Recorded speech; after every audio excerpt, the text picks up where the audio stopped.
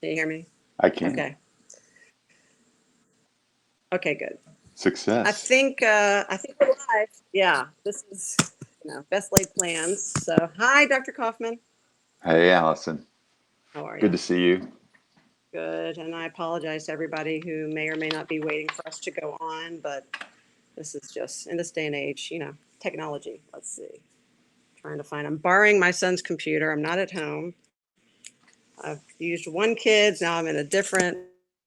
Let's see. Can you still hear me? I can. Your Okay. camera feed is a little slow. You're glitching, but I can hear you fine. Yeah, I'm glitching a little bit, but nobody cares about me. They care about you. So. So how are you? I know that's a mixed bag today Yeah, because it's a rough we week. both, yeah, we both woke up with sort of a heavy heart and heavy minds because of just everything that's gone on this week. How are you holding up?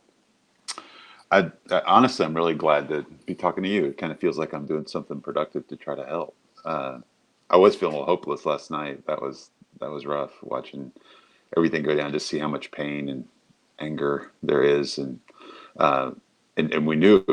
I mean, there's just so many things that have come together um, to just. I mean, I think everyone's feeling very frustrated and hopeless, and you just see it all bubbling up. Yeah, um, it's just I think the images of George Floyd, and if you've seen, I think especially, I mean, just as a human, but I think as a human physician too, just to see the pain caused on someone when you have taken an oath to protect people, especially, right?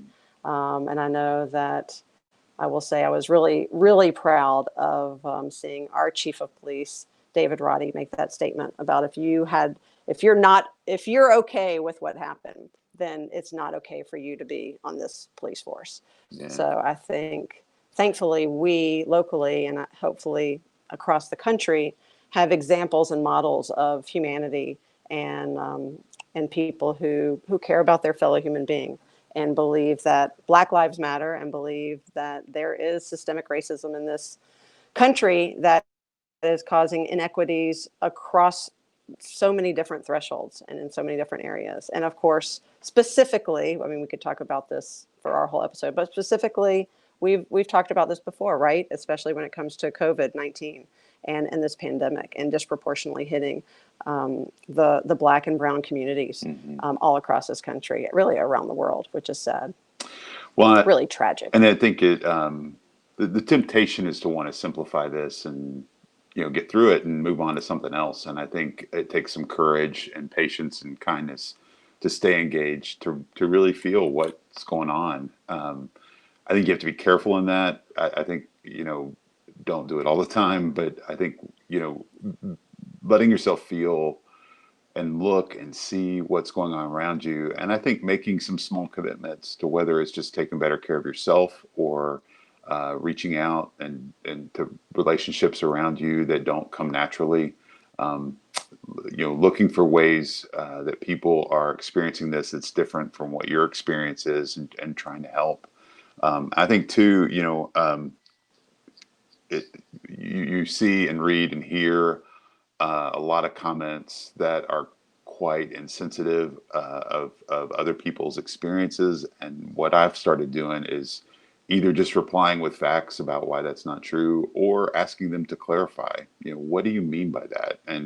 Um, and I think I don't think shame helps. I think shame just tends to drive it into the ground. I think unfortunately we have aspects of our community and our culture where people feel like this is okay to act this way. And it's hard. I think, it's kind of like lancing an abscess. It hurts when you do it, and it's gross, but you hope that we can get some of this out so we can deal with it. And I think that's going to take a lot of work. And I think this is not the Black and brown community's problem. It's a white community's problem. And I think it's why it's good for me to spend time talking to you, because you're another person that cares about this, and I know where your heart is, and that's really Yeah. encouraging.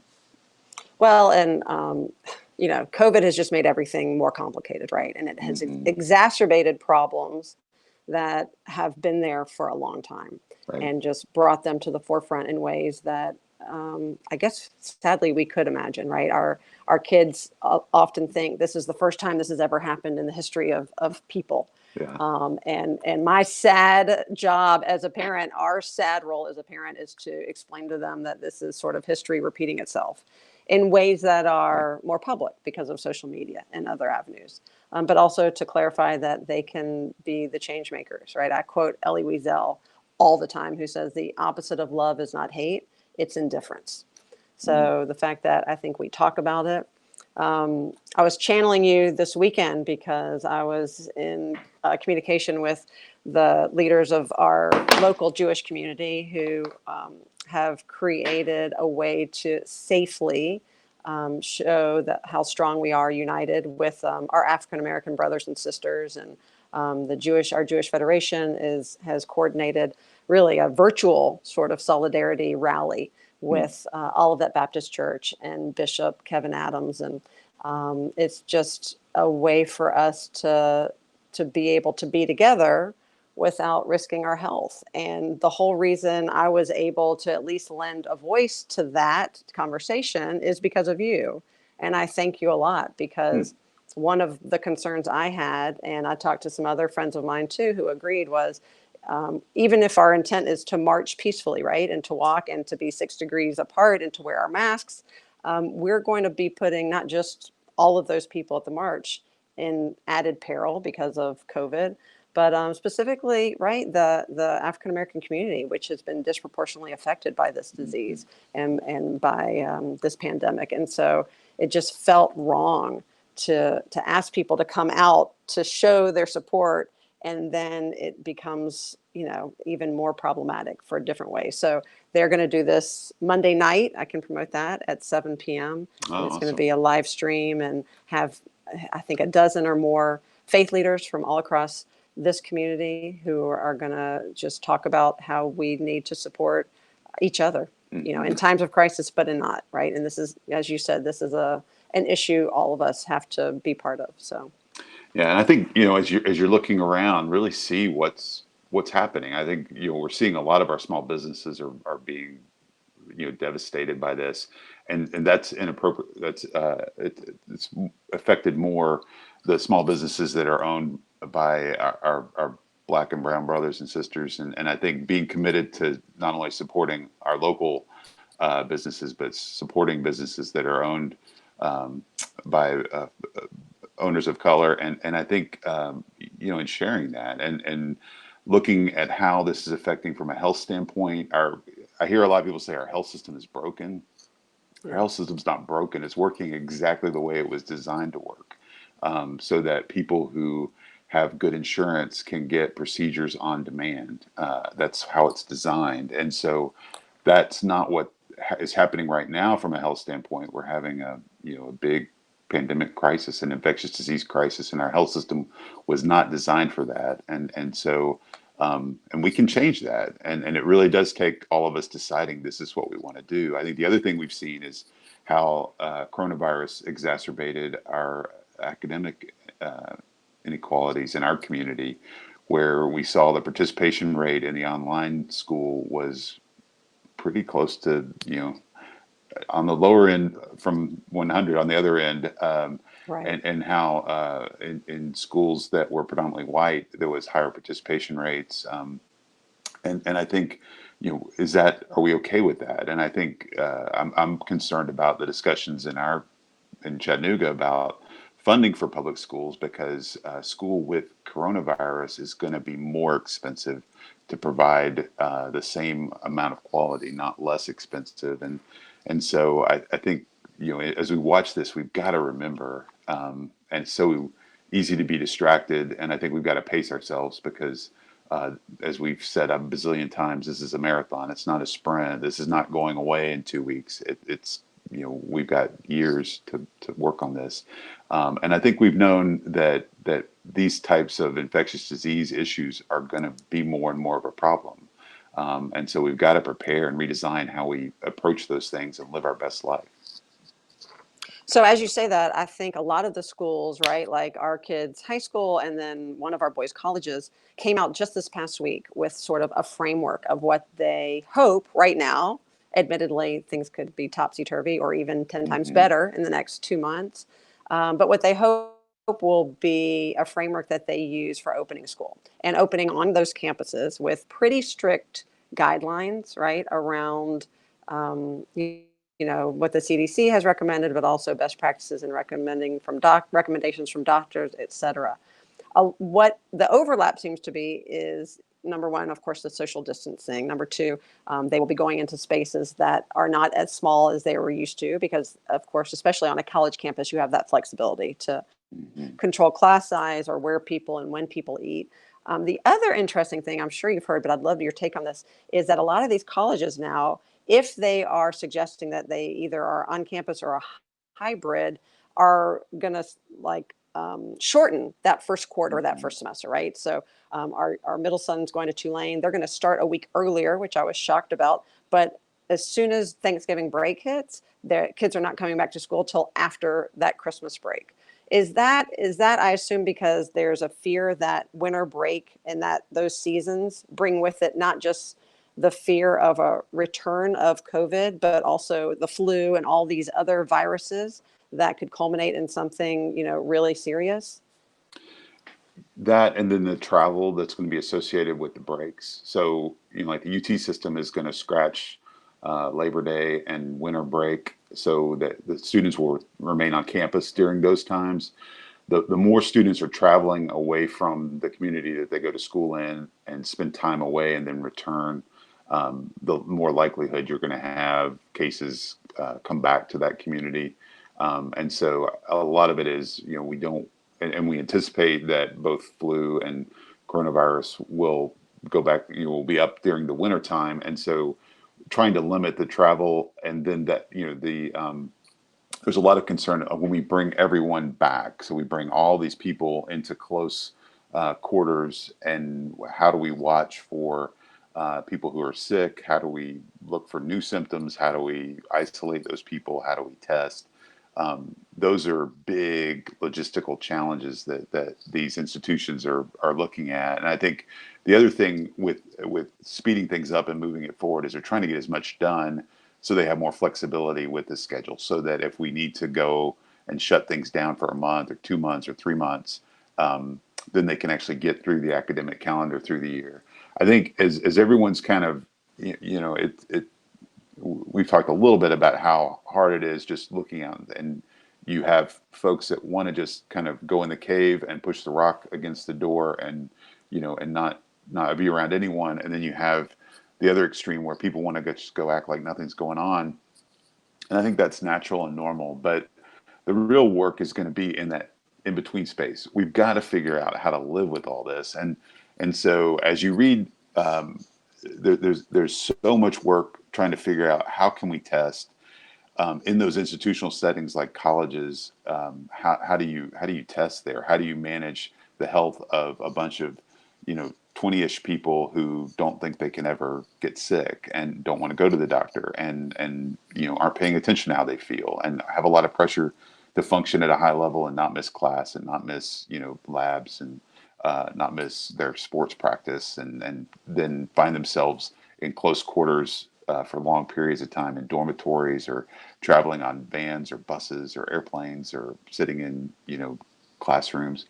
And so I think the where everything is going in regards to how do we live with this specifically the next year is figuring out those testing protocols, making it as convenient and making it as appropriate as it can be culturally for all the different types of opportunities and situations that come up. So as you look at Mennonite communities, or you look at predominantly Muslim urban communities, as you look at Jewish communities, as you look at rural white communities, what are the best ways to make it easy for people to get tested?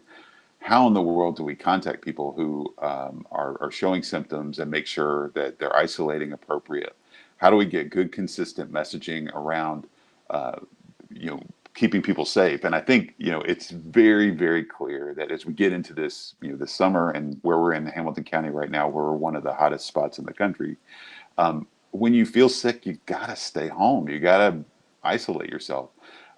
It's been hard as I've had sick kids in my office the last couple of weeks, even with some of my parents who are healthcare professionals, extending that and saying, look, if your child has 104 fever, you can't go to work because you can't be around other people as well until we figure out if this is coronavirus or not.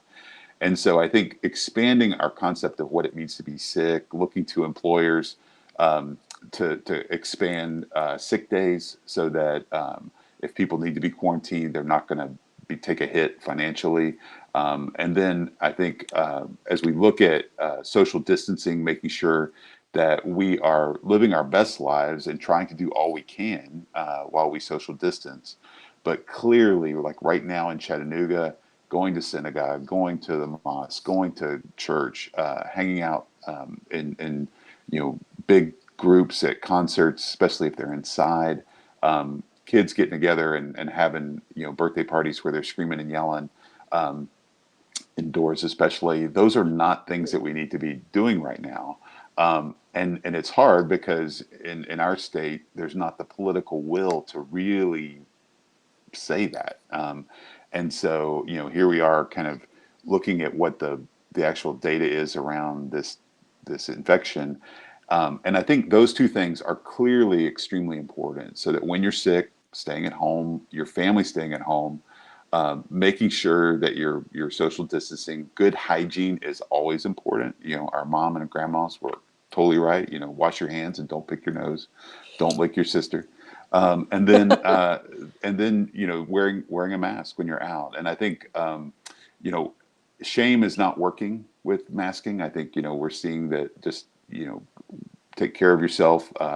Definitely, right now is not a time for white people to be commenting and mass shaming protesters. I think that's not helpful right now. And so I think is being committed to that and not worrying about what people think and going out and doing your civic duty and being a patriotic American who cares about other people by wearing a mask. I think it really is bringing the message back to things we care about. And so if we're all wearing masks, if we're all social distancing, if we're all staying at home when we're sick, if we're all washing our hands, that keeps us safe because it limits the ability of this virus to spread. And we've just got to keep repeating that simple message over and over and over again. So I want to talk about the masks because I know it's so easy to say, wear a mask. It's, it's not for me, it's for you. Even if you don't even believe or know for sure it works, it can't hurt, right? And I get all that. And I do, right? We are a mask wearing family. My kids, our teenagers wear them. They're very good about it in public. But I want to also acknowledge the fact that it is not comfortable, right? It limits my breathing. It makes me feel claustrophobic. Luckily, I have teenagers, but I also stress about my siblings who have younger kids, my cousins, my friends, my neighbors, people I don't know who have littles, right? And are thinking about, how am I going to send a kindergartner to school next year wearing a mask? Can I even do that, right? Or we last talked about a few sessions ago about kids who might have autism or special needs, right? Mm-hmm. And their reluctance or resistance to wearing a mask. How do you balance what I know is best practice? I'm not pushing back on that, but with the reality that the best practice also is not, it's not just a new normal for us. It is an Right. uncomfortable and often debilitating normal that doesn't make me want to go outside, right? I mean, not outside, but in a public space where I'd wear it because, the meme, which I love, is taking off your mask in the car is the new taking your bra off when you get home from work. You're right. It's like, Taking your shoes off. Yeah. yeah, and taking the shoes off for the men. But Yeah. it's, like it is such a relief to do that. I worry about the practicality of it, that even if we Mm-hmm. have a larger society who wants to, it's just difficult, right? Are there tricks? I mean, you're a doctor who, I know you didn't used to wear a mask 24/7 in your practice, but I know you're doing that now. Are there tricks that we should know about, things that we should do? Is it okay if I'm sitting in the doctor's office right in the waiting room for a second just to go like this to breathe? I don't know what's protocol and what's allowed and what's not. Yes. So, you know, for you and I both, we are true Southerners who love our tradition and our social norms. And this is, you know, what there is nothing here to go back and, you know, no one taught us about this. I think when you look at Asian cultures and the progression of mask wearing in China and Japan, South Korea, that took time. And so they took the brunt of the SARS outbreak a few years ago, and so they've been training to do this. And they look at us and they can't believe, you know, it'd be similar to like, you know, people walking around without pants on. Like, why would you do that? And so I think it's the same as, you know, when I'm dealing with nutrition with parents. I have 3-year-olds that come in, but eating, you know, they get a Juice Plus vitamin and a Hostess cupcake for breakfast, or here it's a Little Debbie for breakfast every morning because that's the only thing the child will eat. And so, as parents, you say, well, okay, it takes longer.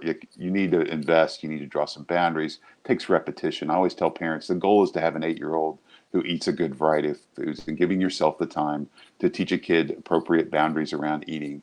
It's the same way with mass. You're not going to take a 4 or 5-year-old and in 24 hours they're wearing their mask appropriately. You know, so I think it's the same thing. And for us, it's a new piece of clothing that you have to wear. I would prefer to sit in comfy pants with no shoes on all the time, but they make me, you know, wear khakis and nice shoes at work. And so I go do that. And that's not my preference. And so I think it's the same thing as far as just kind of, we've got to give ourselves time to do this. I think for a lot of people right now, it's a lot easier to pretend that nothing's going on. And you talk about in your face, like other people wearing a mask and making me wear a mask. That is in your face, and so it accentuates the negatives of what's going on.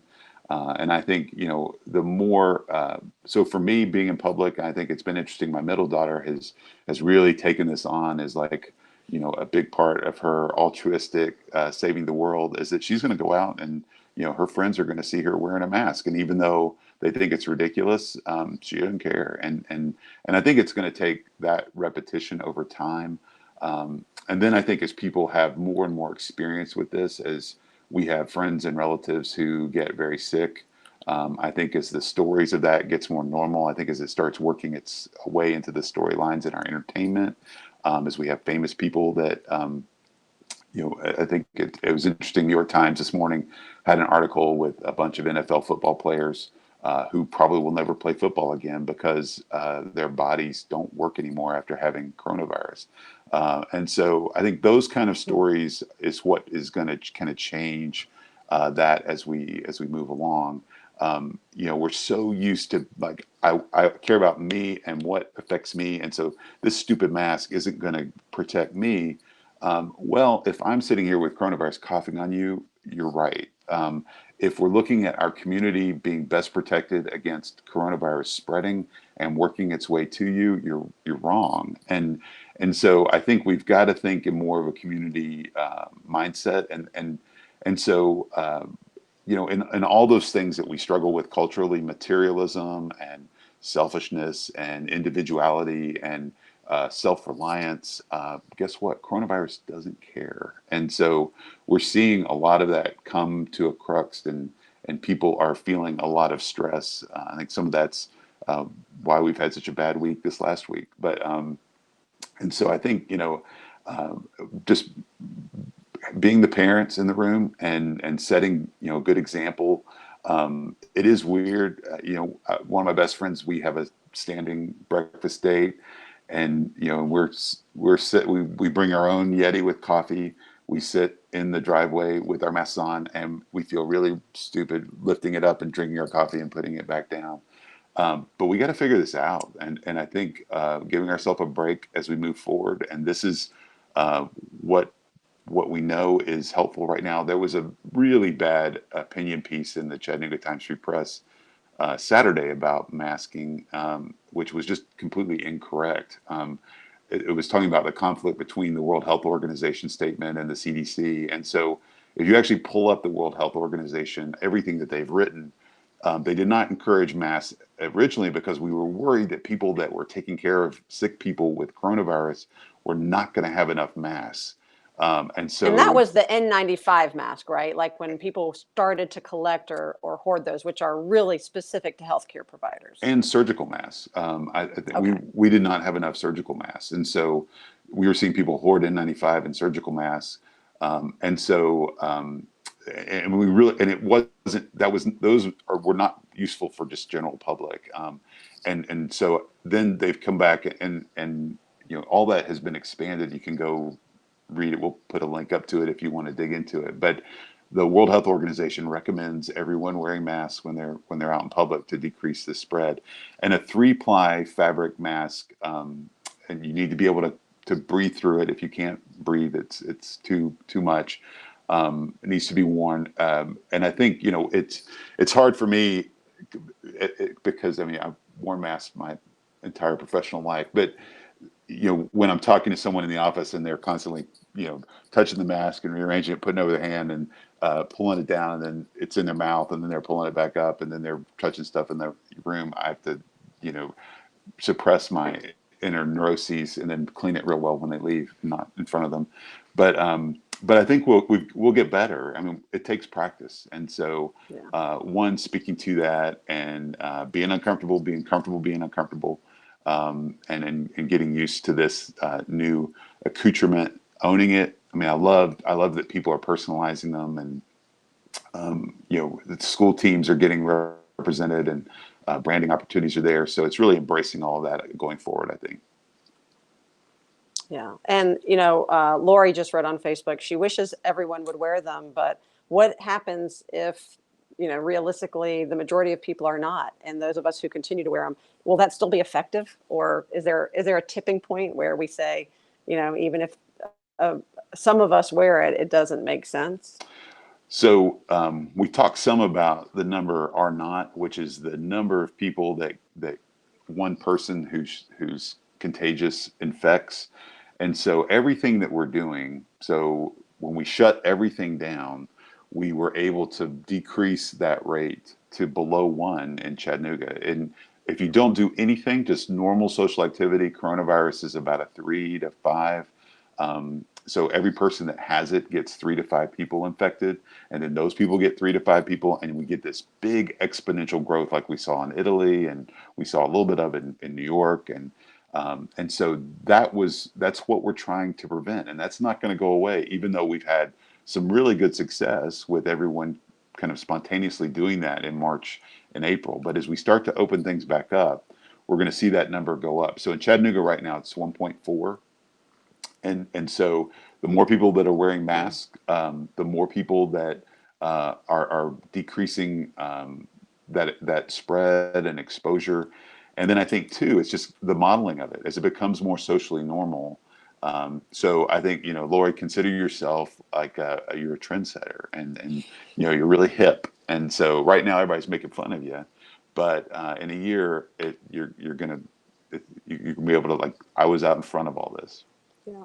And I want to just honor people who are continuing to ask questions, because I know we kind of Yeah. started a little off topic and got started late today. So I'm not going to worry that we're going over our usual time, which has become unusual anyway. But two questions for you.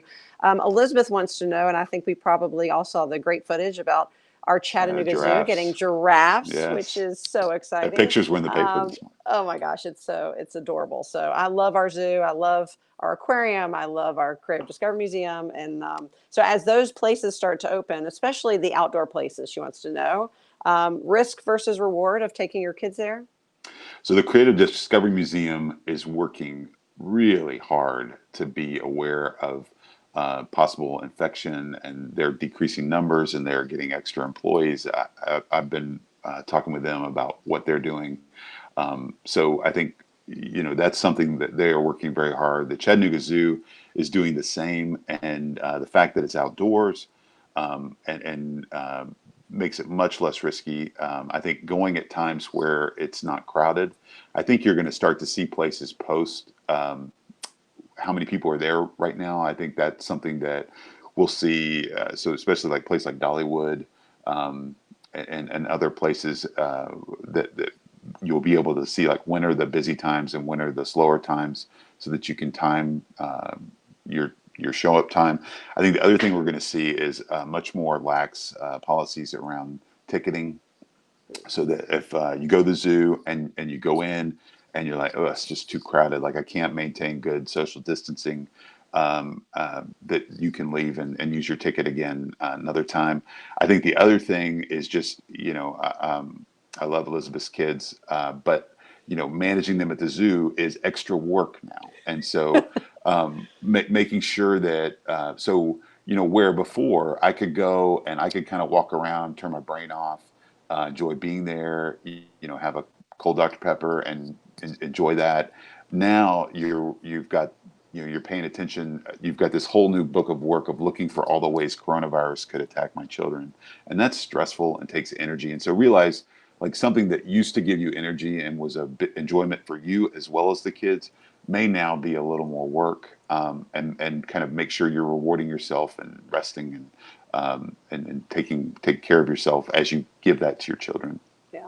And I think, it's a great example too of that these entities that have always been focused on families and community, they're also learning, right? Like I know the zoo had started with a certain set of policies and immediately changed it. Like they had one-way walking through the Mm-hmm. outside and realized it was creating bottlenecks. So, I think the grace that we talk about giving ourselves and others, we also now have to extend to those places that are operating also with a new normal, with all of Right. us in mind. So Lindsay also asked a question that I know a lot of my friends with younger children, especially elementary age children, are asking, which is if parents have that ability come fall, do you recommend that they homeschool their kids versus putting them in public or private education?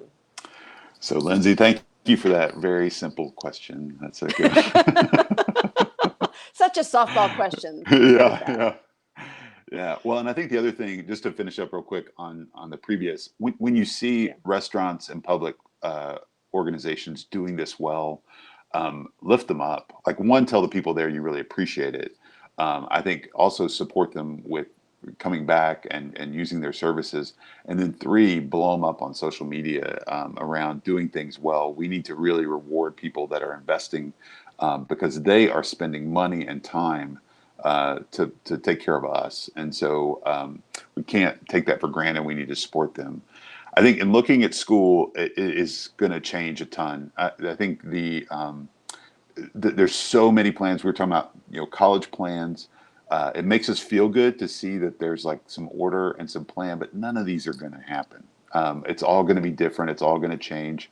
I've been telling people, plan your lives and look forward to stuff, but don't spend any money on it, because you don't know kind of what's going to happen.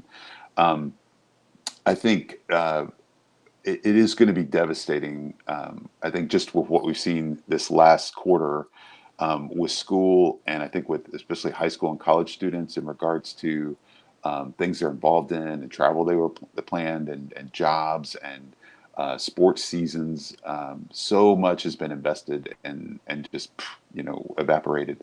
I think that's going to continue, and so with our kids, helping support them in everything that they're interested and passionate about right now, being creative about ways to do that. I read an article about that some local DJs in, I think it was in Charlotte, are doing Zoom raves for parents. So the parents organize a rave for their junior high and high school students, and then they all get online, and the parents are getting to enjoy the music with their kids, and then also, they're kind of enjoying it because it's safe. They've like, I've got them controlled. I can kind of watch what's going on.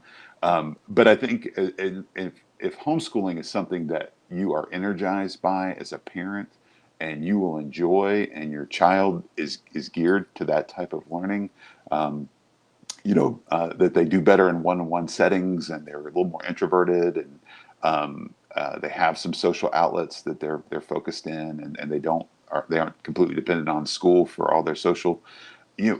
Go for it if it helps and makes you feel better. I think if that's not what you do, if like I'm not a teacher. I like to play with my kids. I don't want to add that to our relationship, and that I have to control them and manage them through this. If their kid who's horribly extroverted, my oldest, when she was 3, would stand at our front door and just like everybody that walked by down the street, she would be like, "Play with me," and and so I was like, "Okay, that kid needs to go to preschool," you know. And so I think, you know, especially with those extroverts, that's something that may not be healthy. I think school's going to be interesting. I think there's going to be a lot of hybrid customization to where there's online availability and in-person availability. I think there's going to be a lot of decreasing the size at school and or time at school. And so I wouldn't spend, I mean, I definitely would have those conversations about, you know, where are we right now? What do we think is best for our child so that you can kind of walk that out? But I wouldn't waste a lot of time getting rooted in any big plans yet. I'd probably give myself about a week before school starts, because it just, who knows where we're going to be at that point. Yeah. And I want to be very clear. My kids have been schooling from home for the past 3 months. They have not been homeschooled. And I am Yeah. under no illusion Yeah. that Yeah. I was doing any part of the education in that. You know, Right. they were still doing Zoom classes and they still had a curriculum that was 100%, you know, done by their professors or teachers. So I have, you know, my kids are so old now, though, that I mean, I say I stopped helping them with homework when they were in second grade. So there's no Well, way I have that capacity. I give a lot of credit to those parents who already homeschool or who are even mhm, contemplating it. It is not in my yeah, wheelhouse. a I know special that about person. me. Well, It and is I a think special person. the blessing in that, like the silver lining on that, is that um, you know, we are going to see education completely transformed by coronavirus. There are things that are coming out of schooling at home that aren't going to go away. You know, Right. there's things that we're seeing we can actually do better this way. There's things that are a challenge. We're trying to, you know, figure that out.